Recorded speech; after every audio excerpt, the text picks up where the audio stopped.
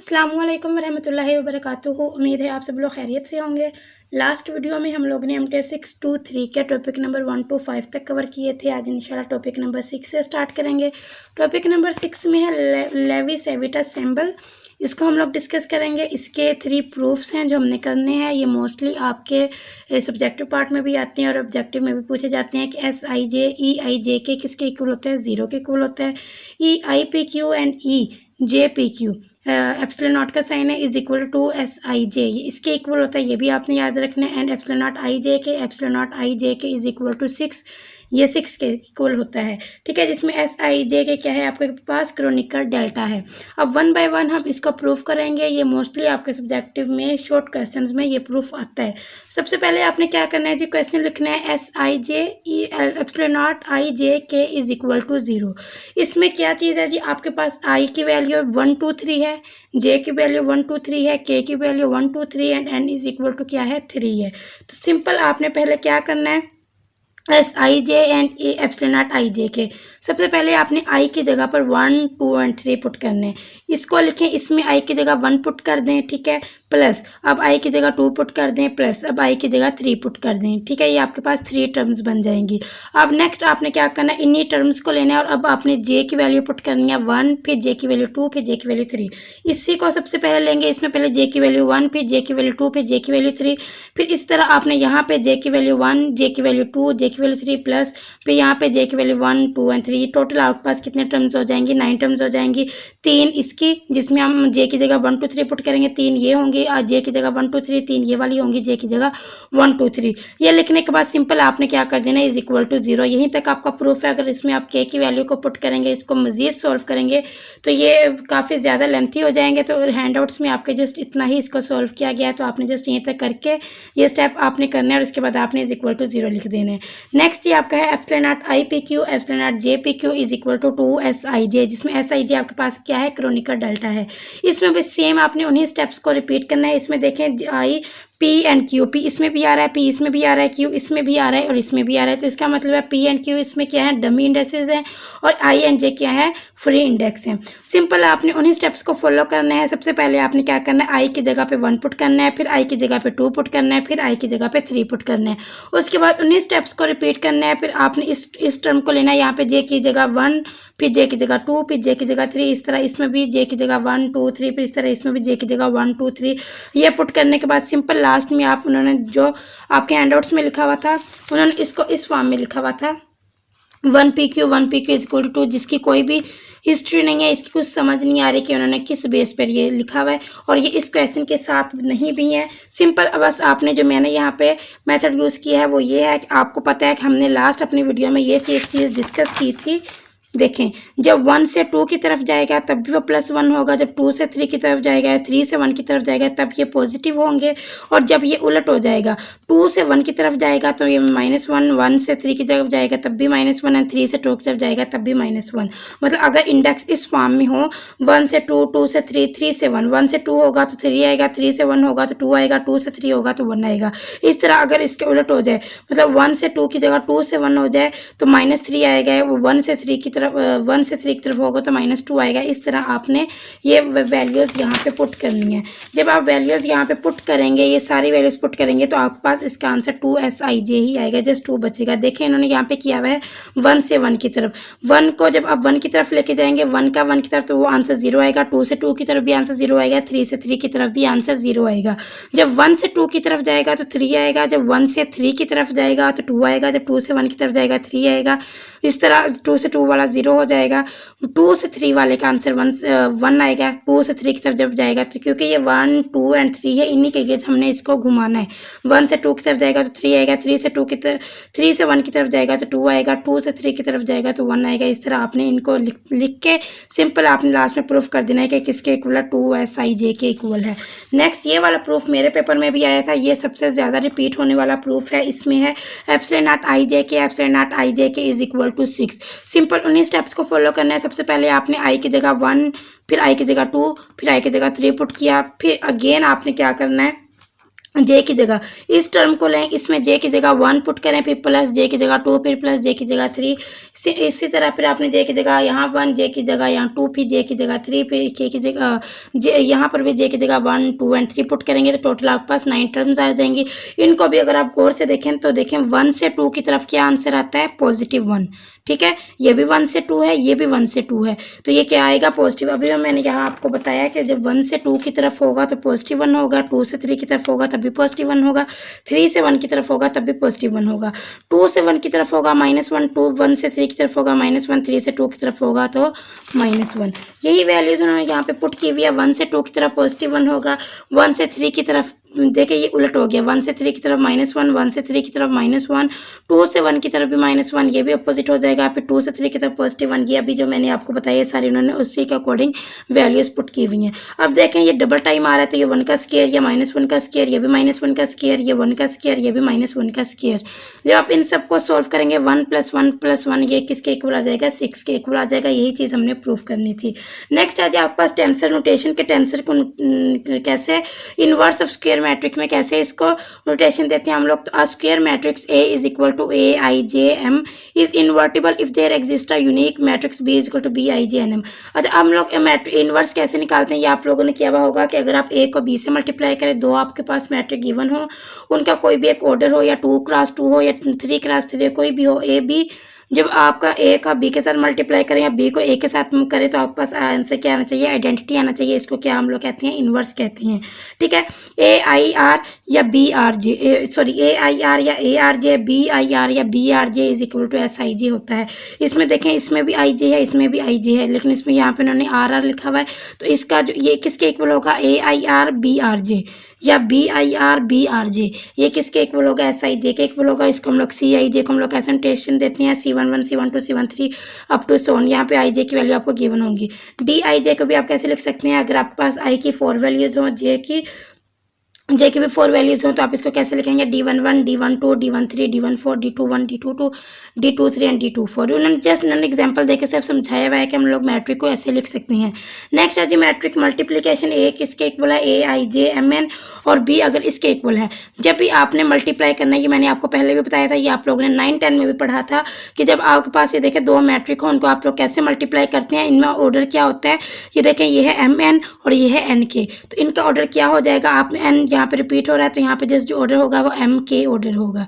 अगर A आपके पास है AIJMN, B आपके पास है BIJNK, ठीक है, तो यहाँ पे ऑर्डर में क्या हो जाएगा, ये फर्स्ट और ये लास्ट MK हो जाएगा। ठीक है, इसका फर्स्ट और इसका लास्ट। नेक्स्ट है जी आपके पास आइडेंटिटी मैट्रिक्स। आइडेंटिटी मैट्रिक्स में ये होता है, इसमें ये सिंपल ये चीज़ होती है आइडेंटिटी मैट्रिक्स, जिसमें यहाँ पे 1 1 1 होता है और ये सारे क्या होती हैं, ऊपर नीचे वाले 0 0 होते हैं।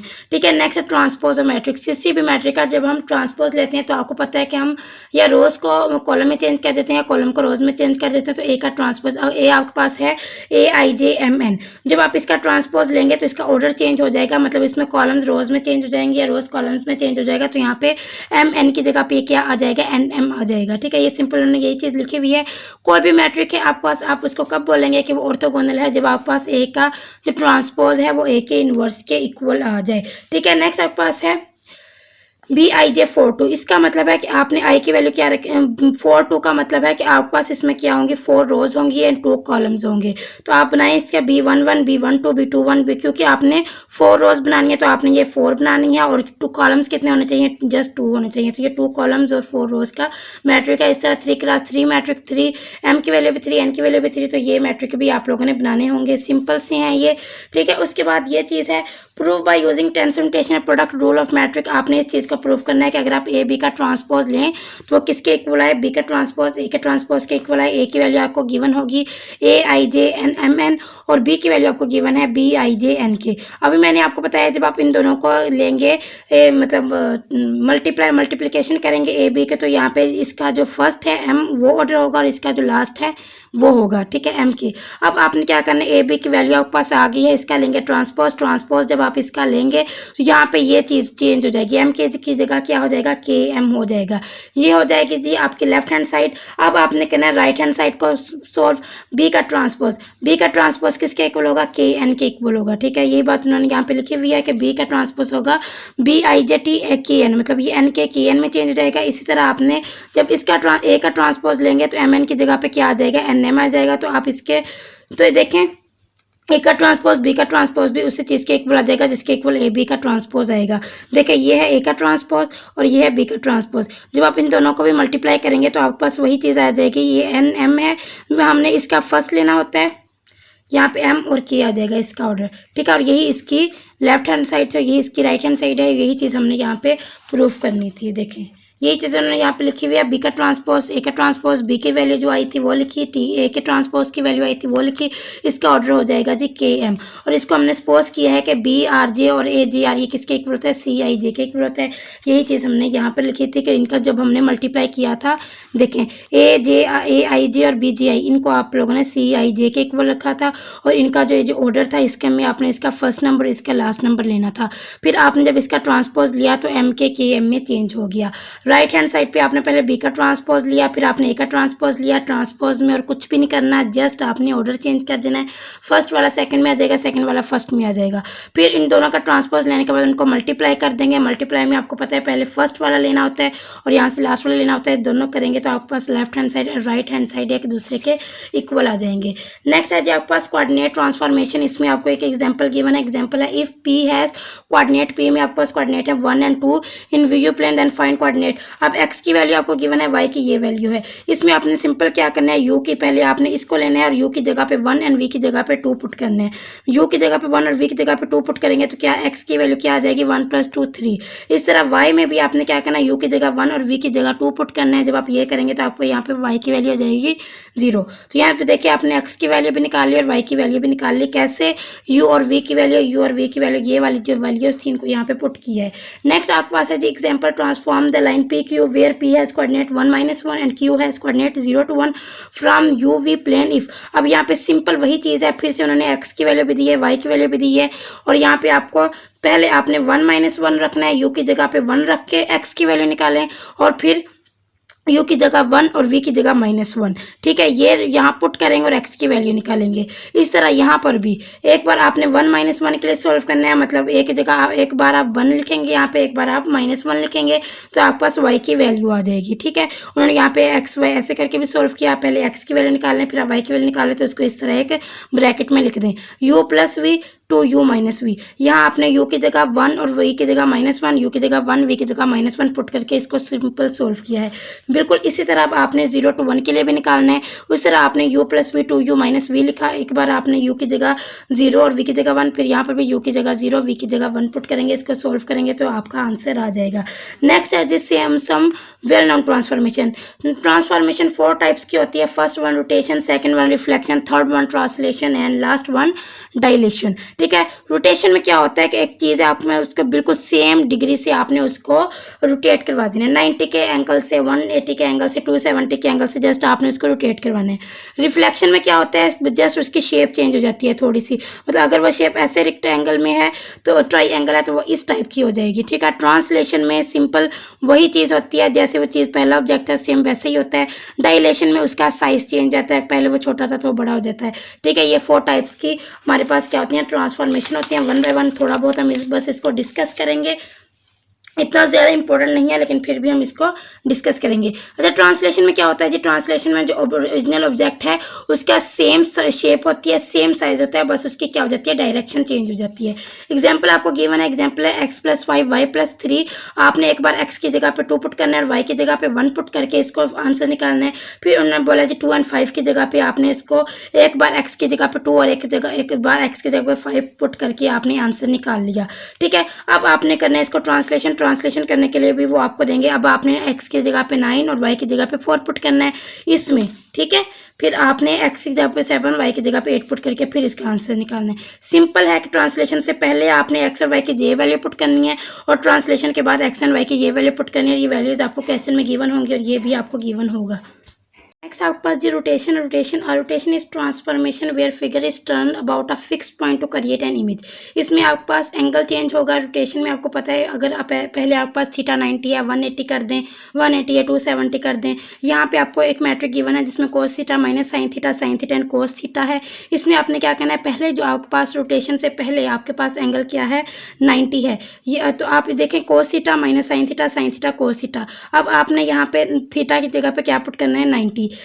कोस 90 पे क्या होता है, 0। साइन 90 पे क्या होता है, 1, और यहाँ पे माइनस है तो ये -1 हो जाएगा। साइन 90 पे क्या होता है, 1। कोस 90 पे क्या होता है, 0। और यहाँ पे ये आपके पास है एक्स वाई। सिंपल। अब आपने क्या करना है, आपको पता है मैट्रिक को मल्टीप्लाई कैसे करते हैं, 0 को एक्स के साथ करेंगे तो 0 हो जाएगा, और ये -1 को वाई के साथ करेंगे तो -y हो जाएगा। इस तरह 1 को एक्स के साथ एक्स प्लस 0 वाई जार 0, तो यहाँ पे हो जाएगा -y इंटू एक्स। अब देखें पहले आपके पास था ये एक्स वाई, अब ये किस में चेंज हो गया, -y इंटू एक्स में चेंज हो गया। मतलब रोटेशन के बाद जब आपने एंगल को चेंज किया तो इसके पास ये x इंटू वाई से -y इंटू एक्स में चेंज हो गया। अब अगर आप थीटा की जगह पे 190 की जगह 180 पुट कर दें तब भी ये चेंज होएगा।